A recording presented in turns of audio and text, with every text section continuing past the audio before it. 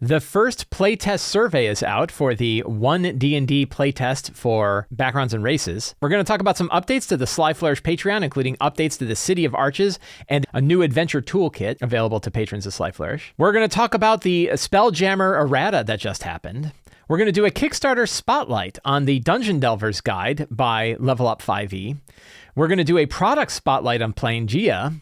We're going to talk about the idea that 5e isn't even 5e compatible and what we can do about it. And we're going to recover the remainder of the August 2022 Sly Flourish Patreon questions. All today on the Lazy D&D Talk Show. I'm your pal Mike Shea from Sly Flourish, here to talk about all things D&D. This show is brought to you by the patrons of Sly Flourish. Patrons of Sly Flourish get access to all kinds of exclusive materials, previews of upcoming products, things like the City of Arches, things like the Secret of Summervine Villa, which I'm going to show off today, access to all kinds of exclusive features, but most of all, they help me put on shows like this. If you want to be a patron of Sly Flourish, you can find a link down in the show notes below. And to the patrons of Sly Flourish, thank you so much for your support. 2 weeks ago, the 1D&D first playtest came out for Origins, which includes races and backgrounds, and they just put out the survey for this as well. If you go to your D&D Beyond page, you can find a section for your 1D&D playtest, and in that is a link to take the survey. You can, of course, download the PDF and read it, and you can also take the survey. I have not yet filled out the survey. I have till the 15th, right? I've got 11 days, so I'm going to make sure that I do it, but I wanted to spend a little bit more time actually playing with the playtest rules. I started a brand new campaign last night in which we are using the 1D&D rules as the primary rules, and then we're using the Player's Handbook and other books for things that aren't in the playtest yet, obviously. But I don't really want to fill out the survey till I've at least had a chance to try some of the things out. So I wanted to do that. And I've got a good 11 days from the time that I'm recording this to do that. And that should give me at least one full session where I've been able to use them. It's really not a lot of time. From the time they give you the playtest to the time the survey's over is only a month. And how many people have a lot of games in that month? But we're going to give it a shot. So that survey is out, and this is your chance. This is a good opportunity to tell Wizards of the Coast what you think about the things that you have found. And I'll probably talk about my experiences once I've actually used it. My friends Sean Merwin and Teos Abadia have a talk show called the Mastering Dungeons podcast. You can find a link to Mastering Dungeons in the show notes below. They had a really good episode where they went in depth into the 1D&D playtest for Origins. They talked a lot about it. They talked about what it meant. They talked about some things I hadn't really considered when I was looking at it. I highly recommend, if you're looking for an in-depth look at the 1D&D playtest, two very even-handed, very smart developers who have spent big chunks of their life thinking about D&D, and you want to hear what they have to say, I would highly recommend that podcast. They do a better job than I can do just in my little short amount of time. A fantastic listen. So again, that is in the show notes below. I wanted to talk a little bit about the couple of updates that I have for patrons of Sly Flourish. So one of the big things I've been working on for the patrons of Sly Flourish is this thing called the City of Arches. The City of Arches is now a 38-page city sourcebook for a city that is built around the idea of people coming in through these archways. There's these portals to all these other worlds, but they are not really working at the moment. But every so often somebody wanders in. But in the City of Arches, there are many, many areas of adventure up in the mountains beyond it and in the depths below. The city is very, very old, has many secrets, many dark chambers, and many things hidden. But it is also a very open, wonderful city where people live together and enjoy each other's company in the world above. So it is a really, really fun place to write about. And this past month, I added in a new feature called Arcus, the World of Dead Temples. So one of the ideas here is that there is a entity known as the Nameless King who built the City of Arches. The Nameless King was cursed and banished off to the side. His very name was removed from all history. If you ever pick up a book that describes him, the pages burn from the book. A celestial curse that just removed him from the world. But he still wants to come back. He's still out there and he's still trying to return. Well, there was a world beyond this one that he ruled over called Arcus. And Arcus he completely churned into a wasteland. Let's see, we'll go down to page. Where is it? So Arcus is a one-page description of this previous world of the Nameless King, this world that he ruled over, and now it is completely destroyed. There's these huge temples that were built in his honor. There is all of these worshipers that worshiped him like a god, but he didn't care about them at all. And he basically used the world as this giant living battery, and he just sucked all the life out of this world. He even sucked the life out of the sun that hangs above it. There is now just a permanently eclipsed sun hanging up in the sky. And what little life exists on this planet at this point is sort of buried underground or hidden away or scavenging for whatever scraps they can find. So it is a tremendous world of dark adventure. And it's possible that the characters in the City of Arches might find a key that can link one of the archways to the world of Arcus and either see it or maybe even travel within it. So it is a one-page guide added to the City of Arches sourcebook. Patrons of Sly Flourish get access to this whole book. You can find it in your Patreon rewards, and you can see this new. It is available right now. This has already been released. This month, I also released a adventure toolkit called The Secret of Summervine Villa. This is also tied to the City of Arches, but it's a separate PDF. And the idea behind it, it's a short product, 5 pages long. And the idea behind this is that you can sort of build your own heist around this villa called Summervine Villa. And there is a patron here, Lady Elvenia Summervine, who kind of rules over the place. Her husband, Gaston, but he's kind of an idiot. And she is a member of the Golden Council. She is well connected into the politics of the City of Arches, but she is, of course, also a cult leader. And she is running a secret group of cultists and a secret shrine, a secret temple down below her manor, very old temple that exists below the manor. Now, instead of offering a straightforward adventure that you can just pick up and run, my goal was to offer you all of the pieces that you need in order to build your own adventure using this location, including the inhabitants, a description of the villa, the goals that the characters might want to accomplish there, the locations that exist there. I am using a map that we had commissioned for the Lazy DM's Companion, so we have a full color map. The first time I've used a full color map in any of the products for Patreon. I hope you like it. And this also includes a VTT version of the map that's available to patrons as well. So all of the locations kind of filled out with descriptions, both longer descriptions so that you can get an idea what's there, but then also on the map is just a quick key that tells you exactly what's in the room that's on that one page. So if you print that out, it's all good. Situations that might be existing, are there dinner parties going on? Are all the cultists kind of getting together? What's the current event or the current situation happening at the place? You can pick from a number of different ones. And what complications might happen when you're running it?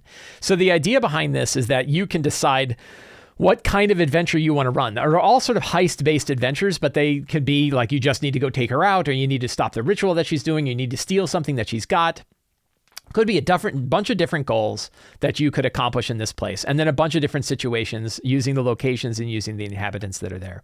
So it's a 5-page guide, including the title page, available to patrons of Sly Flourish right now. You can see it in your Patreon rewards. So this past week, there was a fair bit of drama with Spelljammer.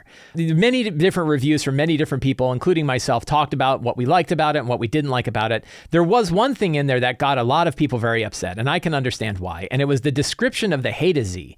The description of the Hadezi that was in there definitely hit on racial stereotypes that have existed and have been used in very detrimental ways for more than a century in the United States. And I remember when I looked at this and I was reading the book and I read the description of the Hadezi, and I just cringed. I was like, why would you do this? This idea of you have a race of mammals that look very much like monkeys that are enslaved by ship sailing visitors and sold into slavery. And I'm not even that steeped into the cultural sensitivities that are going on in all of our products, which I think are very important, but I'm certainly no expert in them. And I read this as like, So a lot of people were very upset about it, and Wizards of the Coast ended up pulling it back. So on D&D Beyond, they changed the description to this description. They said that future printings of the book will also change this description. While they were there, they also decided to change some of the mechanics that were going on. Some of the people described the Hadezi's glide mechanic and said the way the glide is written, Hadezi can move some like tremendous speed because all they have to do is jump straight up and then glide instead of moving, which was really dumb. And any DM is probably like, no, you can't really do that. So they went and they changed that as well. What was interesting is how quickly all of this changed. It changed in D&D Beyond, I think within 2 weeks of the release of the product itself, which meant that we now have physical versions of the book that have mechanical changes. It certainly has story changes, which, it's questionable whether you have this product that now has this really kind of nasty description of these guys. It's really stereotyping, bad stereotypical description of these guys. But also you now have mechanics that aren't the same inside your own book. And it kind of shows that like how D&D is treating D&D Beyond as sort of the authoritative version of the material, a switch from the physical books of the authoritative material and what's on D&D Beyond and everything like that is sort of secondary to D&D Beyond is the updated version. Wizards of the Coast, both on D&D Beyond and on the Wizards of the Coast website, had their apology for what happened in here. What I think is important here is they talk about that they are going to have like an internal review of the situation and take the necessary actions as a result of that review. I really hope they do. And I don't think it's just a matter of making sure that they are culturally sensitive when they're writing the material they have. I think if they take a review of their process inside and how they're producing the material that they're producing, that we could have better products overall. And I'm thinking about previous products that I've purchased from them, things that I've been critical of, like Descent into Avernus and Rime of the Frostmaiden, where, boy, they had some cringy stuff. Certainly Rime of the Frostmaiden had cringy stuff in it too. And you're like, why would anybody think that like having incest as in the description for a character is an important part of the story of the adventure? Like, why is that in there? Not only could we hit things like that, but overall, maybe our products will be better. Maybe the products we pick up from Wizards of the Coast are better if they have a more refined structure for how they're approaching their products. A lot of products are being developed in many, many different ways. And you have Radiant Citadel on one side, which was, very well loved and very well regarded. And then you had Spelljammer right after it, which is kind of a mess. So I'm hoping that they go through that process, and I'm hoping that the process for them to develop products changes for the better.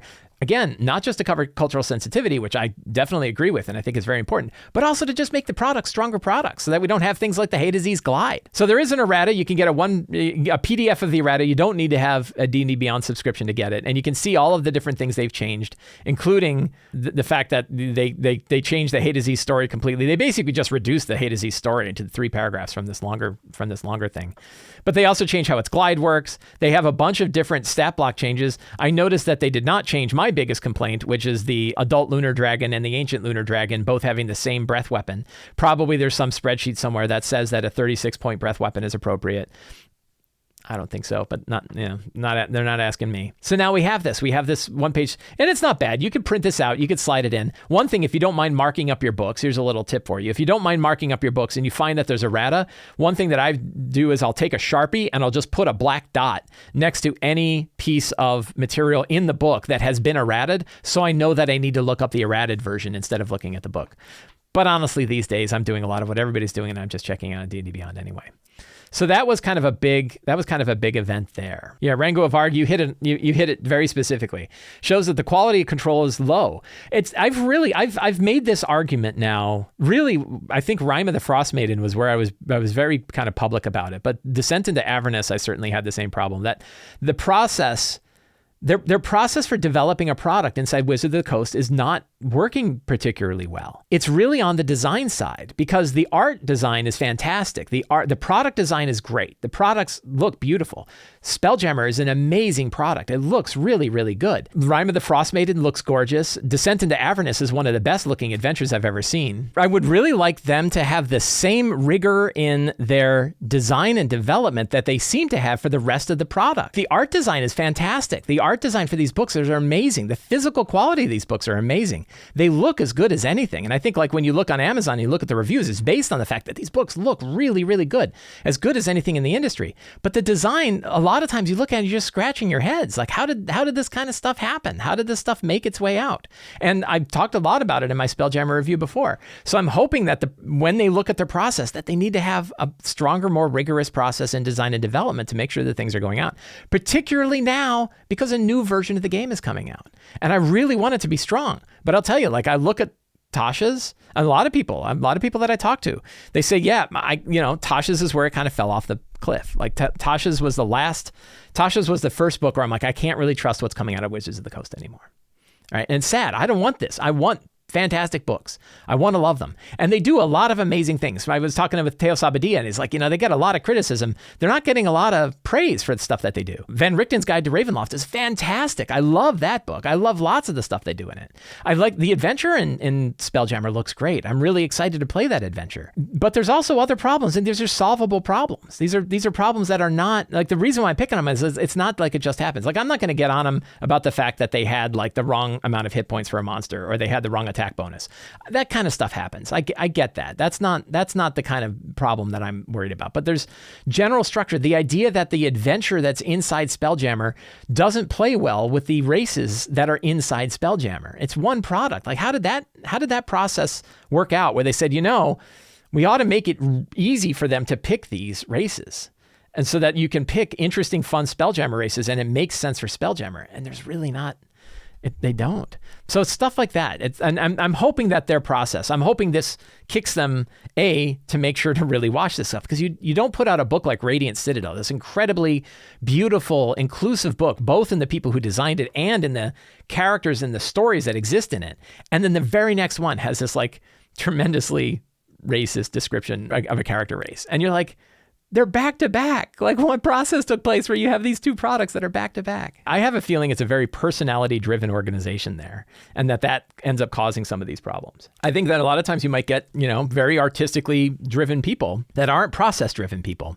And it needs to be a process driven organization. They are building products at the end of the day. The team behind Radiant Citadel was a very different team, but in some circumstance, you got to look at like a black box and say they are both two products by Wizards of the Coast. And one of them was really, really great and very, very embracing of diversity. And then the other one had this, I mean, again, if it takes a 49-year-old white guy to look at it and go, wow, are you sure you want to do that? Like, you've got an issue. You've got a problem. So let's take a look at a Kickstarter. So the Level Up Advanced 5e is a D&D replacement. It is a book. It is a series of books that can replace the core books of D&D. They're really, really good, and I highly recommend them. I've previewed them on this show before. I specifically previewed the Monstrous Menagerie, which is their monster book, because you can take the monster book and you can drop those monsters right into your 5e game. And in many cases, the design of those is really, really strong. Paul Hughes was the lead designer behind the Monstrous Menagerie for Level Up 5e, and he's also the lead designer for the Dungeon Delver's Guide, which is a source book for both D&D 5e and Level Up Advanced 5e. They call it A5e is the short.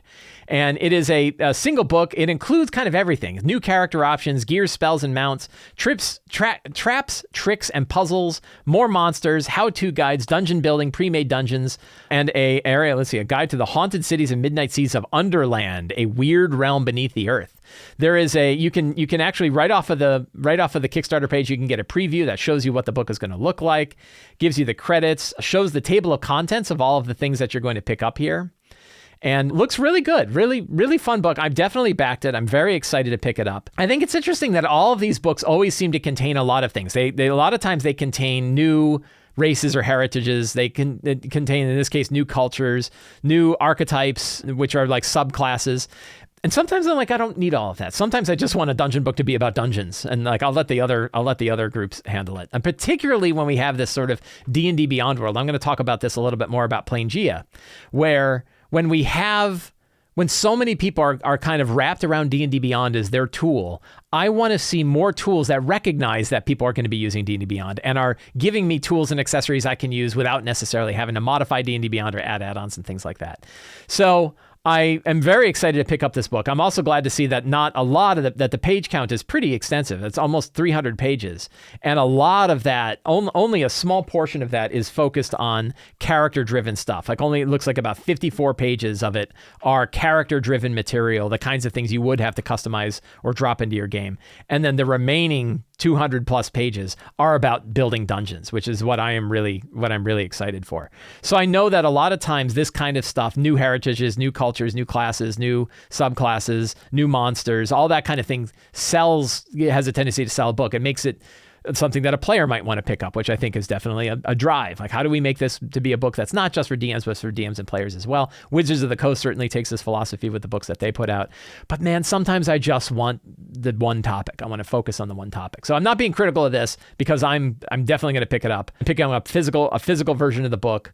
I think it looks really good. Paul Hughes, I've been talking with Paul Hughes a lot on various Discord servers. Super smart guy, really understands it. I first became aware of Paul Hughes's kind of drive in D&D when he was doing his like D&D monster manual on a business card and doing an analysis of the power of monsters. And we've talked about this a lot and I think he and I are on much of the same page about the weird disparity and difficulty of monsters, which I've talked about on the show a lot.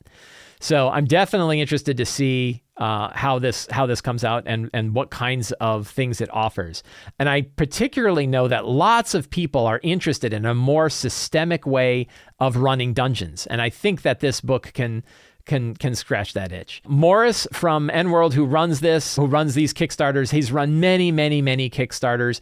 One of the really cool things about backing a Kickstarter of his is that when the project is over, you get the product almost right away. It takes very little time to get the product. I don't even think he waits till he has the money. I think he just waits till the bulk of the charges are in, and then you get a PDF of the product because they've done all of the development work up front for this. So the Kickstarter is really a good way to promote what they've already done.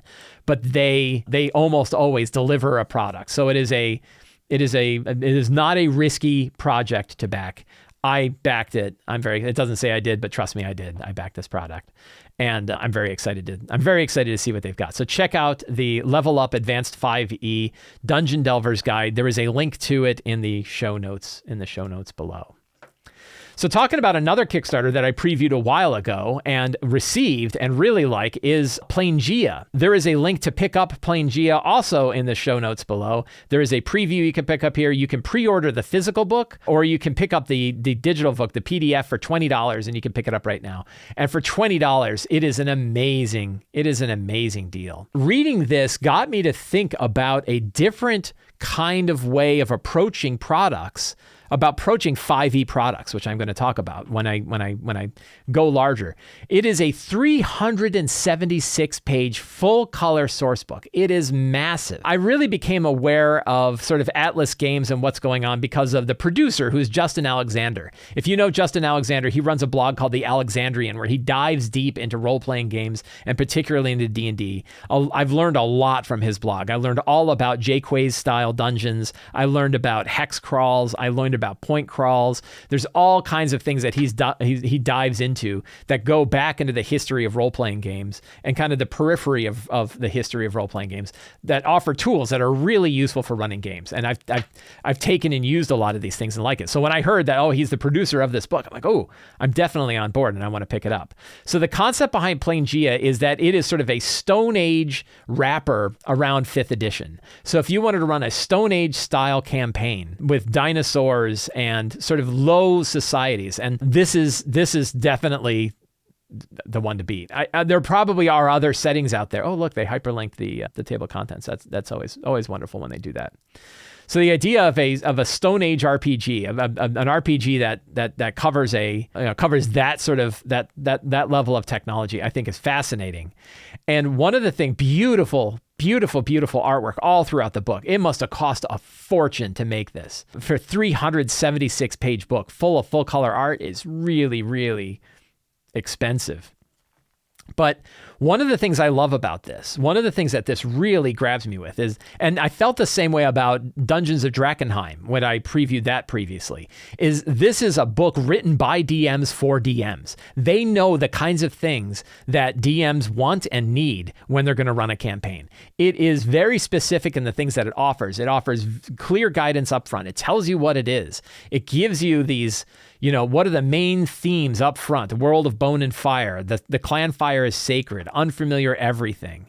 Right? The artwork evokes the same thing. It just right in the beginning of the book tells you what this world is about and starts offering tools. And in this 370-page book, you get lots of tools to run these kinds of campaigns, many of which you could just grab and sort of run. So if you wanted to run sort of a Lost World campaign in your main one, you could take a lot of material from this and move it to that Lost World era, which I really dig. There is a player section. This is where I think they did something here that I think is really, really smart. And I would love to see more designers grab onto this. It's something I'm going to internalize and I'm going to think about a lot. I've kind of done so unconsciously, but I think there's actually a really conscious idea. And that's the idea of creating what I'm going to call a 5e wrapper. And what I mean by a 5e wrapper is sort of like reskinning all of the skeleton mechanics of 5e with a different flavor. And the idea here is instead of saying like, oh, I want to have characters that fit the theme of my campaign, so I'm going to create new subclasses for the existing classes that fit that theme. Instead of doing that, you can reflavor the existing classes and just call them something different and describe how they operate differently in your world from a story standpoint, but keep all of the existing mechanics. So you could still have your champion fighter, but your champion fighter might be like the tribal fighter or the tribal champion. And you can call them something different, and you can give them different lore about what it means. Like, what does it mean to be a bard? And here they actually have a different name for the bard. But the bard class is still there. All the mechanics for the bard class still work. All of the other stuff that a bard might pick up still works. And they've just rewrapped it and reflavored it with the material in here. The advantage of that is all of the tools that exist already to run bards, and I'm thinking again about like D&D Beyond. That means they can use D&D Beyond directly. They don't have to modify anything. They don't have to homebrew anything. They can just use D&D Beyond directly, and just the story is what changes. So the idea of like treating all of 5th edition, and particularly the mechanics that sit inside of a tool like D&D Beyond, and rewrapping it with a whole different flavor of the kind of campaign you want to run. So all the same tools are used the same way. The players understand the mechanics completely. Even things like spells and everything like that. You might reflavor a spell. Maybe a fireball isn't a fireball. Maybe it's the summoning of demonic forces from below. But you're like, yeah, but it still uses the fireball mechanics. We don't have to replace the fireball. We just call it something different. We just describe it differently. So that idea of like writing a big product like this and wrapping it around 5th edition's existing skeleton so that people don't have to change all of their systems or tools or everything that they use and just call it something different, I think is tremendously powerful. I think it's really, really powerful. And that way you're not like bringing up a bunch of subclasses that nobody's going to use. You're not going to bring up a bunch of new sort of house rules that have to be wired into what, you know, the existing system. No, the mechanics are the same. Maybe you add a few new mechanics, a few things here and there, but generally speaking, the existing mechanics can be there. They mostly did that with here. There are some subclasses. There are new subclasses in here, but it's not like 28 new subclasses. Instead, it says this is what it's like to be a bard. One of the things I really dig is they have this sort of what prehistoric fantasy means. How do you get your head around this new thing? If you look at your medieval fantasy or traditional D&D, what is sort of a metaphor? What's the transition? Instead of having an airship, you have a tamed flying behemoth. Instead of gold or coins, you have salt or trade goods. Instead of a tavern, you have a clan fire or a shady pool. So this is telling you like these are the common tropes that exist inside medieval fantasy. Here are the prehistoric versions of that exist in this world. Really good, easy way, half a page, really good way to just grab the DM and pull them into this new world easily. 376-page book, but you don't have to just bury yourself in the entire book before you can understand it. Right off the bat, you're like, a cheat sheet, right? Cheat sheets are great. You know, look at like how it describes, like what do the 5 senses mean in this world? How do the 6 abilities relate to this world? They're not changing the abilities. They're not adding a whole new mechanic for it. They're just saying, here's what charisma means in this world. Here's what the clan fire is. You know, all kinds. The whole book is written this way. It's so smart. It's a really, really smart book that's really designed to build a campaign. And, you know, I've not seen a product come out of many of certainly first party, but even third party publishers that are publishing this kind of stuff that really understands the kinds of material you need as a DM to be able to run this stuff. I went through the whole book. I obviously 376 pages, didn't read the whole thing, but I skimmed through the whole book, and the whole book offers tons of tools, tons of like offering that right resolution of the material that's not so vague. This is really tricky for books to do. And I've looked at some other books recently. There's some other books that other third-party publishers have put out recently that I was really excited for. And then I read them and I was like, it's not really helping me. And the problem is like, it's getting the right level of resolution where it's not so wide that you're just offering a bunch of platitudes. You're just describing fuzzy things. And the book I'm thinking about in particular, it was too abstract in its descriptions. And then too specific in its descriptions would be like you're just offering one encounter you can use one time, and it's too railroady. It's too much. I think detailed adventures would be like where the resolution, like I can only run this if I'm running this adventure. You want to find this resolution that offers a lot of specificity to the DM, things that they can grab and run that are specific enough to offer real things, but also general enough that I can plop them into my game, that I can move them around and plop them into my game. Figuring out what that focal length is, what that resolution is, like how focused do you want to be, but how general you want to be, is a tricky thing for a lot of books. And I would say not a lot of books handle it. I talked a lot about Van Richten's Guide as one of my favorite products from Wizards of the Coast last year. And one of the things Van Richten's Guide did that I loved is they wrote these like 2 or 3 paragraph descriptions of a domain of dread. And I used them in my Wild Beyond the Witchlight game. And those paragraphs gave me just enough to build a really interesting, unique world. In many cases, the characters are just witnessing it or seeing it. But it gave me enough that I could quickly grab one of those and build some fun lore around it, maybe build a scene or build some descriptions of it in books and things like that. It was specific enough to give me details that made it different from all of the other domains of dread, but was small enough and focused enough that I could grab it and just run with it. It wasn't this entire 300 pages of super detail on it.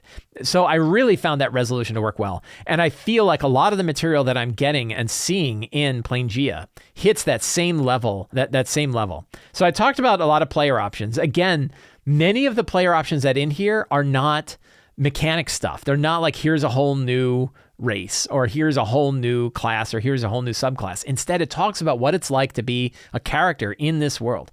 Again, gorgeous, gorgeous art. Nice big trinket table. Look at that huge trinket table. Kinships. What are the connections between the races and the other ones? And again, same races that exist, but they are handled much differently in this world. I really dig it. Even Dragonborn, which are kind of hard to sit. Like, what does a Dragonborn mean here? Very cool. One of the things I want to make clear is I generally speaking, I'm not going to review products that I don't like. I want to focus, there's so many products out there that are outstanding that when we have the limited amount of time that we have to kind of talk about this, I don't want to talk about stuff that I don't like. I will certainly be critical of Wizards of the Coast products. They are the leader of Dungeons & Dragons. They are the group that is primarily responsible. They're the only first-party publisher for Dungeons & Dragons. So when I do things like a Planescape or a Spelljammer review, hopefully Planescape is good. When I do something like a Spelljammer review, in that case, I'm definitely going to be critical. I try to be even-handed and talk about the stuff that I love about it. Again, the production quality of Spelljammer is the best I've ever seen, and a lot of the accessories it has are really, really cool. So I'm going to be more critical about that kind of thing because they are so big, they are so mass markets. But for third-party products, I'm generally not going to review products that I don't like. I'm generally not going to put up a third-party product and be super critical about it, mostly because there are so many good ones out there. I want to focus on the good ones. So that's something you're definitely going to see. You're going to see from me. So here's an example where they are rewrapping classes. They have like the instead of a monk, they have the ascetic. They have, instead of bards, they have like descriptions of bards. They do have sort of subclasses. So they have like the Path of the Farstriker bard subclass. There's not a lot of them. From what I could tell, there's not a lot of subclasses in here. And I think that's pretty good because it means you can use all of the existing subclasses that already exist. They have the chanter instead of the bard, who are like truthsayers. The druids. What does it mean to be a druid in this world? The guardian instead of the paladin. They're taking existing classes and rewrapping them in the flavor of this adventure, in this source book. And I just think that's such a smart way to build a product that is resilient for the future direction of D&D. It's resilient as more people are using like D&D Beyond as a first-party digital tool, as things sort of, as the walls kind of close in and Wizards of the Coast makes it a little bit harder for third-party publishers to publish material, they have built something that can sit on that really well, that can work well with that game. And I think that more publishers should be considering that. Lots about backgrounds, different backgrounds you can select.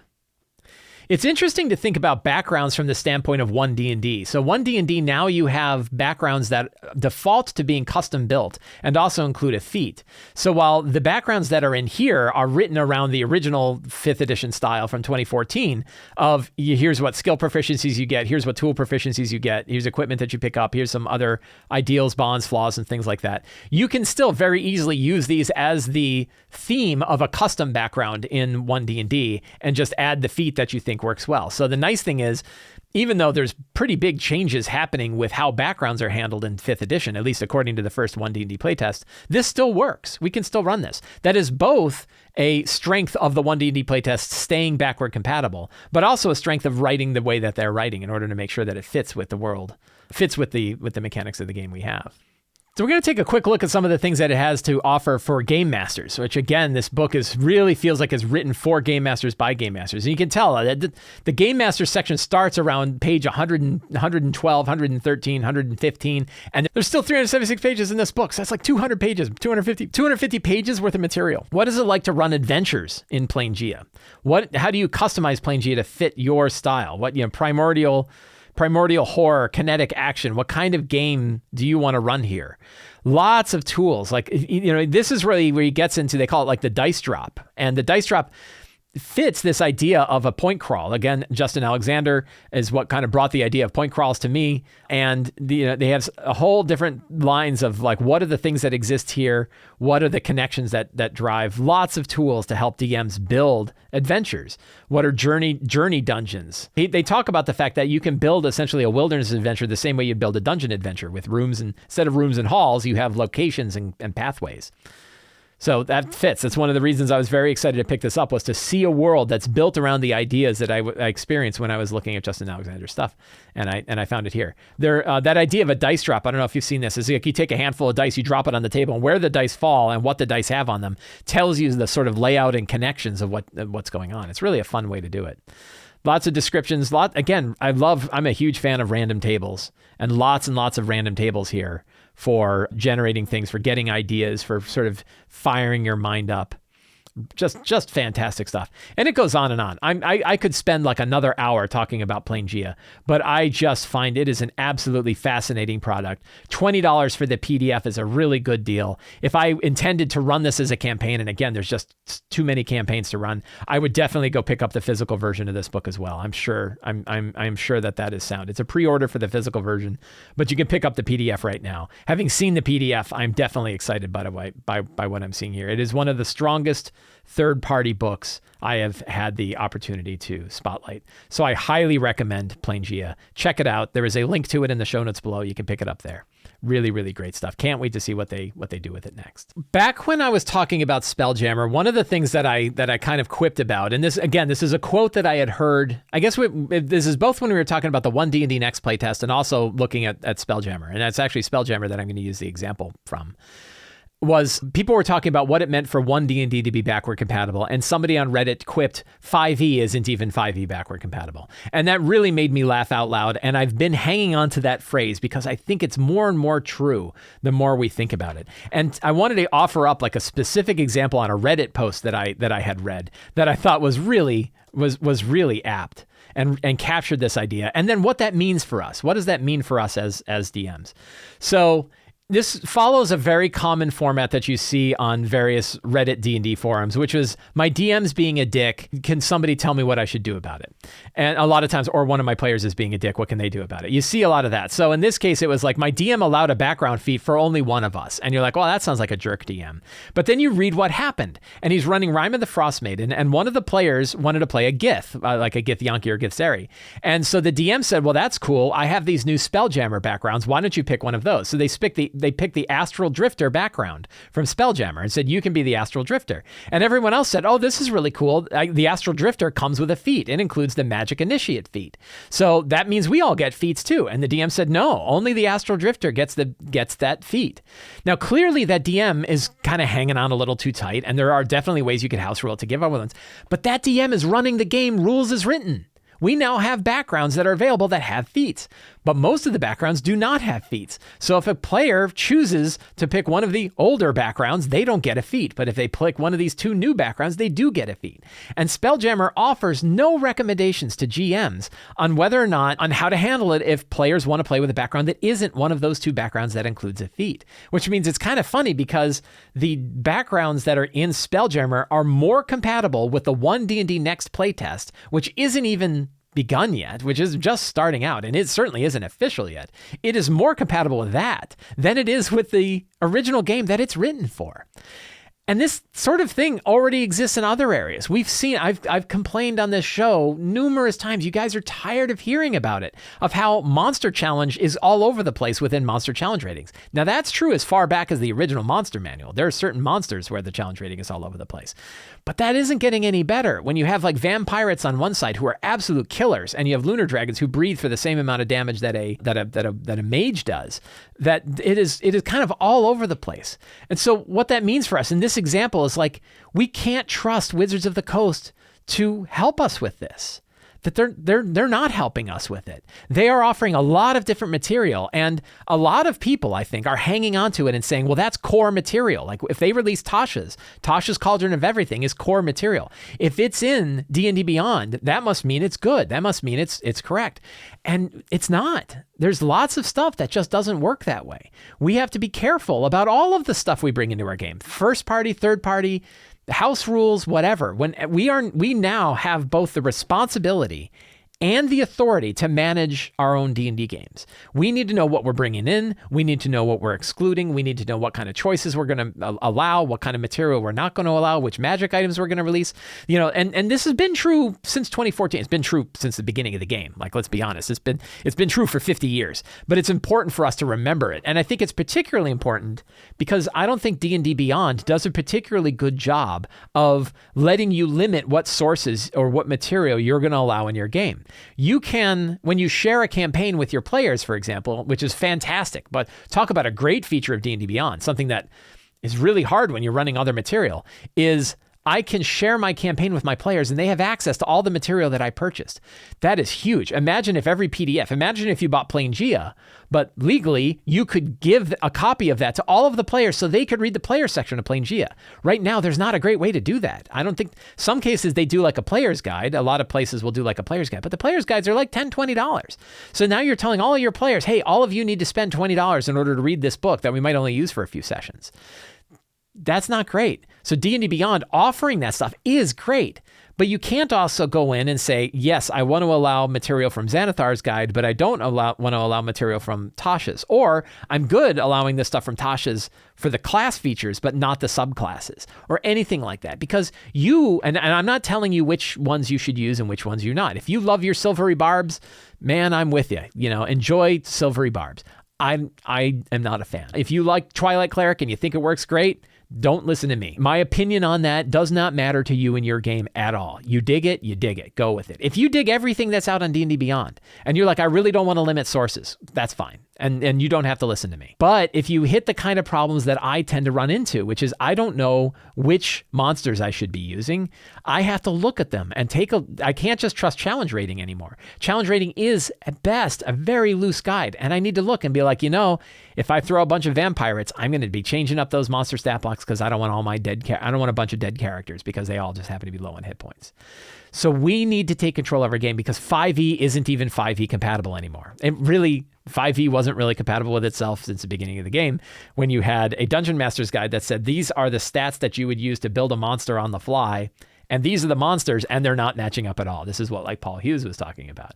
We have lots of areas of our game where there's sort of fuzzy things. There are certain spells that just, and other people, again, I get this, where I'm like, the Conjure Woodland Beings drives me bananas, right? This idea that you can summon like 8 wolves, and now one player is running 8 wolves on a turn. I've had people that are like, man, you're so wrong. That's not how you should run it. You should run it this way. If it's working for you, it's working. You don't need to listen to me. But I can tell you, in my game, I've had it where the one player who has 9 turns dominates the battle, and every other player is like, oh my God, with that summoned wolves. So we had to come up with other things. That's an area where Tasha's actually offered things that are vastly improved. In fact, I had one of my players where I said, I don't think we're going to include Tasha's in our current game. And he's like, what about the conjure spells? I was like, oh, no, we're definitely going to use those. What all this comes down to, and I wouldn't expect that it's going to change when we have the new core books, is that we have both the authority and the responsibility to manage what our game looks like.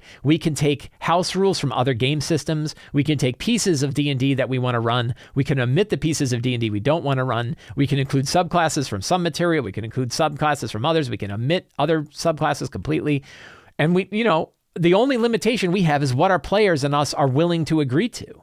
And most of the time, I think players, if you can explain why you are allowing something or why you're not allowing something, it can work. That's an example where the DM was running rules as written and ran a background that includes a feat, but wasn't willing to make the adjustment to let other people with backgrounds also choose a feat. That DM was running it rules as written. They were running it without making any house rules or anything like that. But probably they should have a house rule. And probably that house rule should be, here's a list of feats that you can select that you can add to your background, which makes sense and is actually the way the 1D&D playtest works. So one of the kind of things that I'm writing about, I'm writing articles about it, I'm thinking a lot about it, is how do we make sure that we still get to keep our hands around D&D and make sure that it is what we want it to be. And when I say we, I don't mean all of us. I mean you and me and all of my friends and all of the other people that are playing D&D. None of us have to play it the same way. And in many cases, I bet we don't play it the same way, or there's definitely like little things that we change. I want us all to know how we can have the responsibility and authority and hang on to it, particularly as there's this greater drive towards digital content, the digital platform, D&D Beyond in particular. That's going to be something that we're going to all have to explore together. And so that I thought was a really interesting thing. And you are most likely going to be hearing more about that as we go. The last thing I want is people thinking like, oh, I'm playing it the Sly Flourish way. The Sly Flourish way is whatever way is working for you. That's the Sly Flourish way. I have little things that I do. I, of course, offer up little tips and tricks, things that worked really well for me. I expect all of us are playing differently, right? I did my little tip video saying that your prep notes are for you. You don't really need your prep notes for everybody else. And I had somebody who's like, I really do like writing my prep notes like it's a formal thing. It helps me internalize it. Great.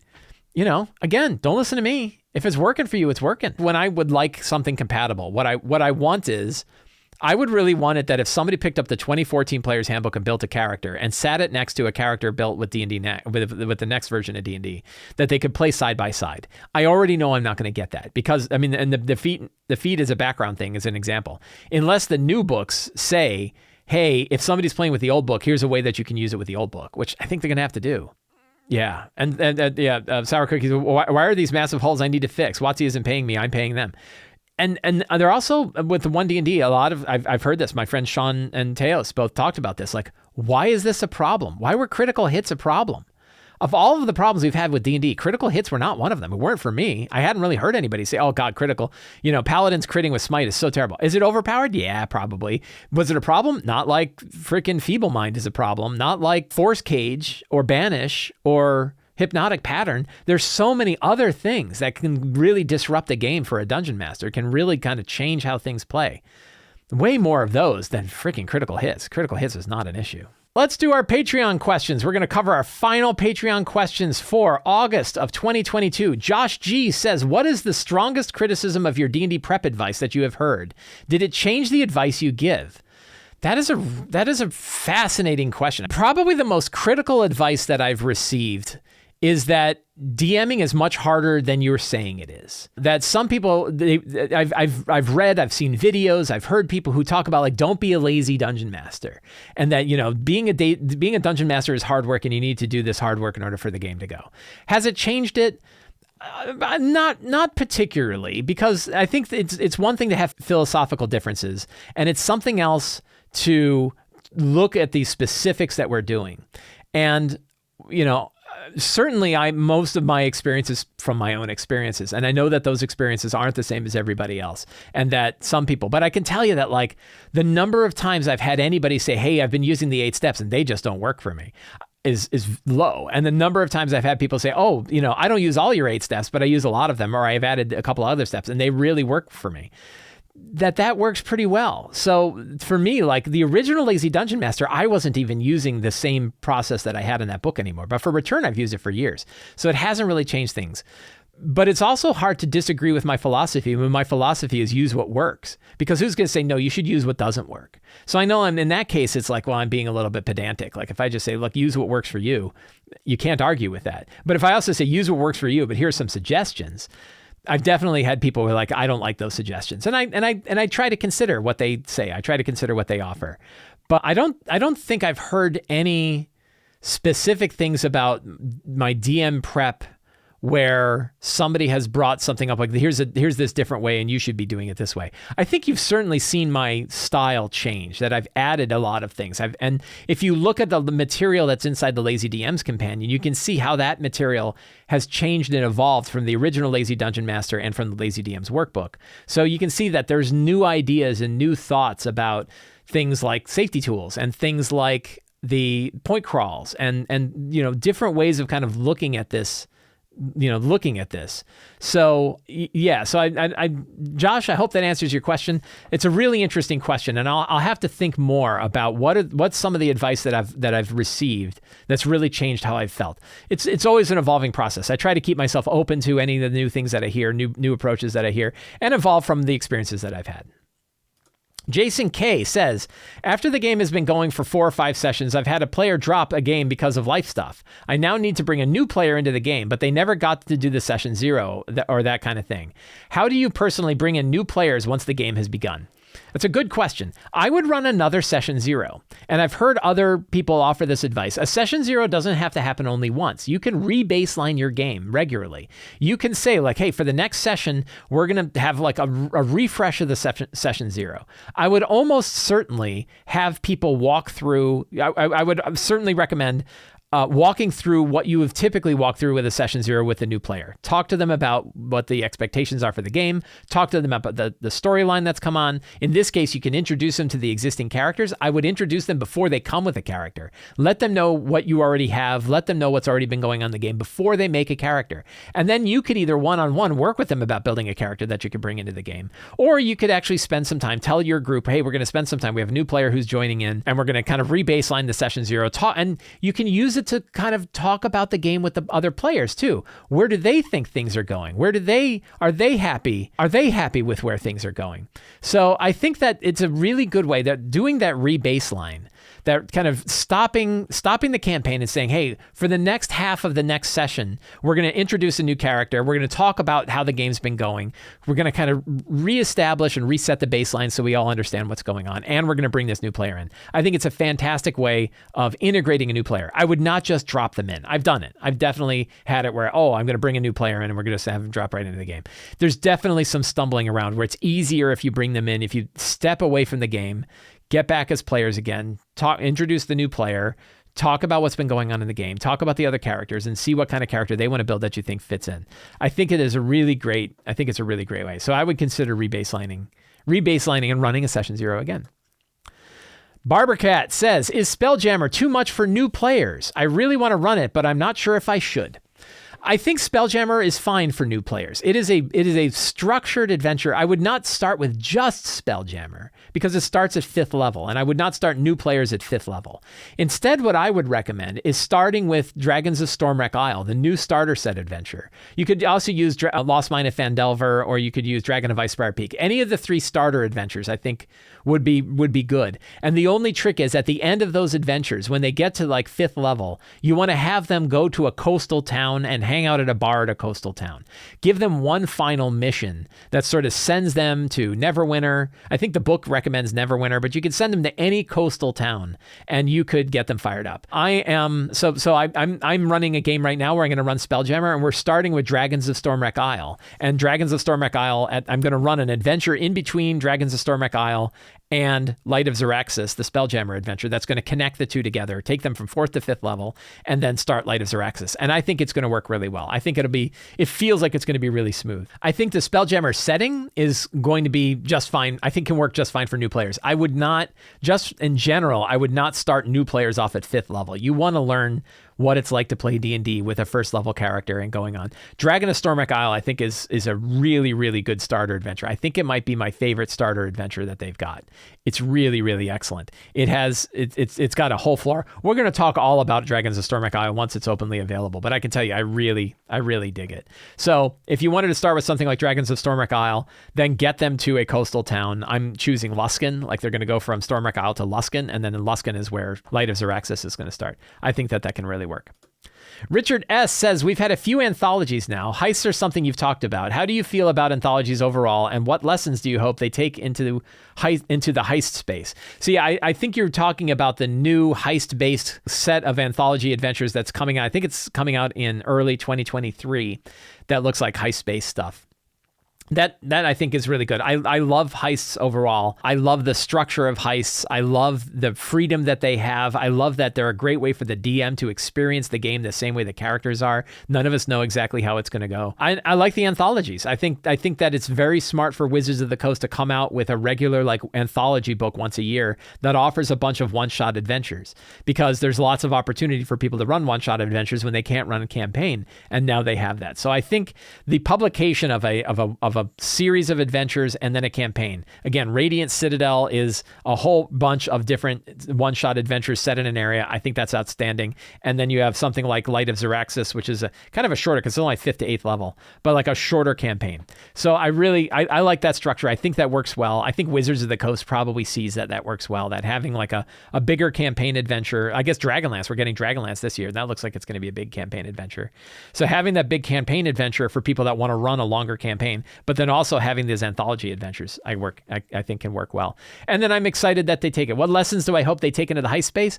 I hope that they recognize that situation-based adventures work really well for heists, and that it should really be kind of like what I'm doing with my Summervine Villa product. It should be an adventure toolkit. It should be a way for the DM to set the stage, set the environment, and let the characters explore these heists, and not assume that the characters are going to take any one particular approach, but recognizing this, offering options to the players on how they want to approach the heist. I think that that's really important when you run a heist-based adventure, and I hope they take that into consideration. Bernie says, I am a proud owner of the Lazy DM's Companion. Yay! And I would love for you to elaborate on the gold per level system in one of your videos. Did you create the rewards for them to be discovered organically, or do you prefer to award gold as if the characters get a level increase? This is a very good question, especially because it's about the Lazy DM's Companion, one of my favorite things. So let's take a look at the Lazy DM's Companion. So here is the Lazy DM's Companion, and what we're talking about specifically is the treasure generator on page 22.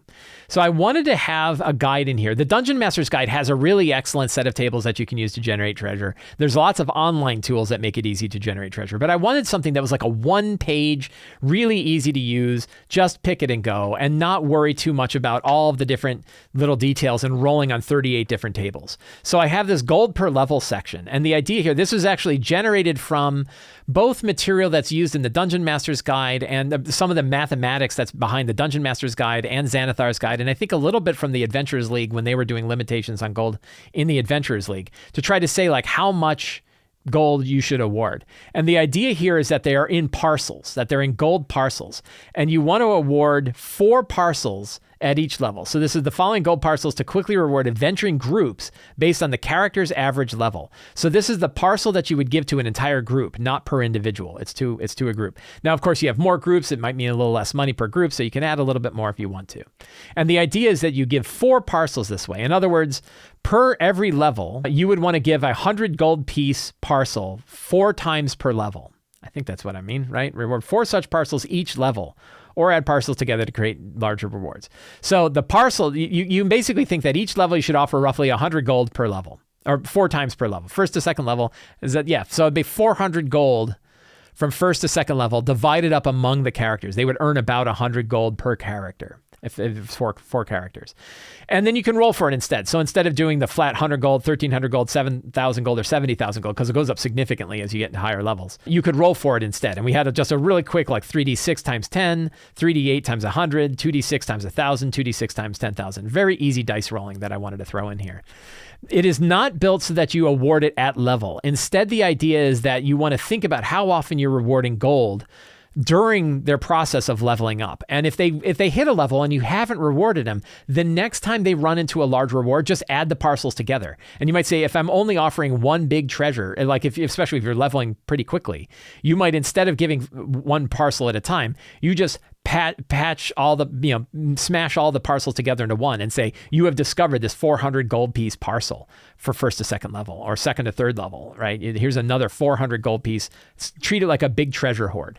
So the idea is not that you reward it with level. The idea is that you have a general understanding of how much gold you're giving out. And again, this is just a guideline. You can go with whatever other approach you've got. If you want to give big treasure parcel some other way, or you don't like the amounts that are in here, you can of course change them. But the idea was just to make it easy to award treasure that is meaningful to the players, but also really fast to do. Ivan R says, most of the games I've run and played do not have a satisfying conclusion. This jives with what I've heard talking to every gamer I've brought this up with and received wisdom I've heard from people online.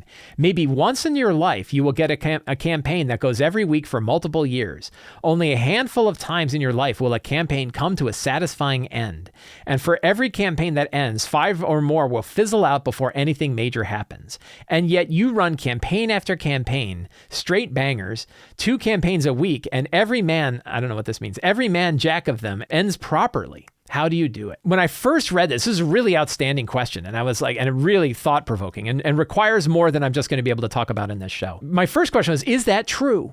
Is that right? Is it right that I am special and that me being able to conclude campaigns, and I've always known that I've been very lucky, and I always talk to my players about it, and I've talked here, that I've ended like 12 or 15 campaigns and had good endings to them in the past 10 years or so.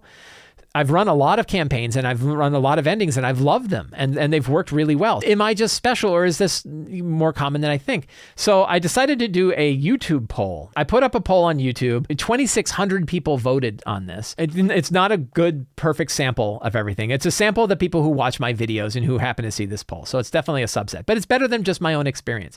And the results genuinely surprised me. I put 4 buckets. It said it's a poll for D&D players and dungeon masters. How often do you reach a satisfying conclusion in your D&D game? 26%, 1 out of 5 people said almost never. Almost never have they had a satisfying conclusion. 25%, 21%, roughly 1 in 5 people said they rarely do it. So between the almost never and rarely, about half of people rarely or less frequently than rarely have a game that comes to a satisfying conclusion. 31%, 1 in 3 people, said sometimes they have one. 14%, which is about 1 in 8 people, say they often have it. And less than 1 in 10, 7%, fewer than 1 in 10, it's about 1 in 12 people say they almost always have a satisfying conclusion. So I am in this 1 in 12 group, right? I am in this group of people here where I almost always have had a satisfying conclusion. Now, it would be inaccurate for me to simply say, well, so I'm in this special group of people who have run campaigns that have run really well. So let me just tell you how I do it and that will work, because that hits survivorship bias. You're just looking at the traits that I had. A better study would be look at all of the different ways people are running their games, and then look at that in the order of how many people are having satisfying conclusions, and then figure out, are the things that I'm doing actually tied? Are they causal to running a good game?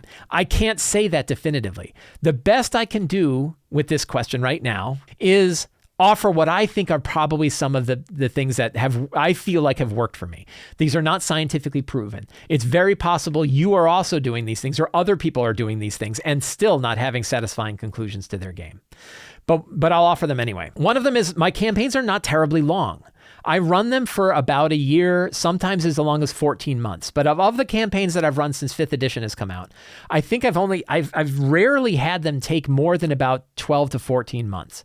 So that's already, my campaigns are shorter than I would say a lot of campaigns are. I don't know that that's true. Maybe everybody's running short campaigns, but because I have this fixed range, I'm more likely to have a successful campaign that is less likely to fizzle out. But they're less likely to fizzle out because they are more constrained. They're relatively short. Now, I also run weekly games, but my weekly games run about 3 hours. So that is one thing that I think could be a possible way to have campaigns that are more likely to reach a satisfying conclusion. Another one is that I tend to run my games even if people are missing. I think a lot of DMs, I did another poll on this. I don't have the data right offhand, but I did another poll on this. And I think there's a lot of DMs who will not run a game if everybody can't be there. They feel like they need everybody at the game in order to run it. And I don't. I actually try to run what I refer to as like a 6+2 group.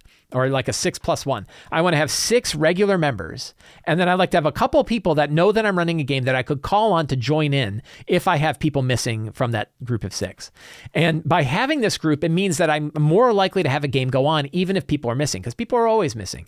Life is busy. We got things going on. It's really easy to miss out on a game. By having this like 6+2 group where I have 6 primary players who are generally expected to be there, and then I have a couple people what I refer to as on-call players. They know they can't always be at the game. They recognize that they are sitting in for somebody else who's missing. Everybody's on board with that. Everybody agrees to it. And I can bring them in. That can work well. I will run with as few as 3 people.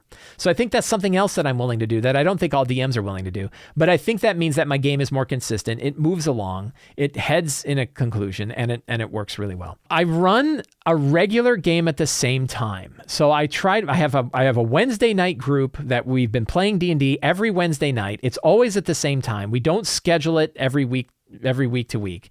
We have a Wednesday group that always runs. And that has been going on for, I think, about 15 years now. I think longer, about 16 years that Wednesday group has been going on. Only 2 of the people in that group are still there from the original group. Well, no, more than that. I think the 2 to 3 people that have been there for more than a decade. But a lot of everybody else has kind of shifted in and out. Some people have joined more recently. Some people left and then came back. Some people have left and they haven't come back. So the group changes, but that time is sacrosanct. Wednesday night, 7 p.m., we get together to play D&D. I've also been doing the thing with my Sunday group. My Sunday group moved from a game store to online.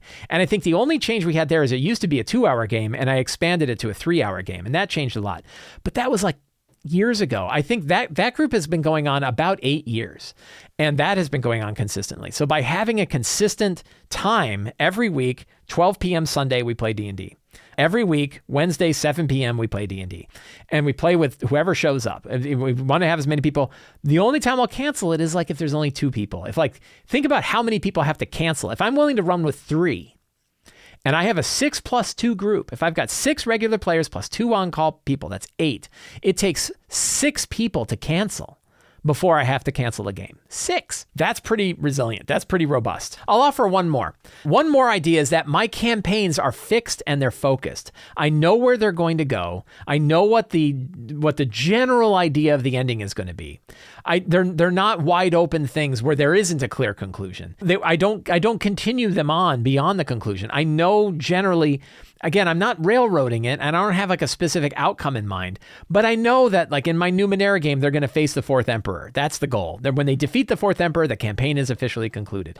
A lot of times when I'm running published settings, I know that they have endings that conclude. So I think that having like a clear star in the sky that says that is the ending of the campaign, that helps me get it going. It helps the players know that it's going. It means that they're not going to fizzle out because like this thing is just going anywhere. I think having that shining North Star that we're all headed for, the players are headed there, I'm headed there, we're all figuring out that we're going to go there. I think that helps people stay involved, that helps people stay in the campaign because they also know like that's where we're going before things change.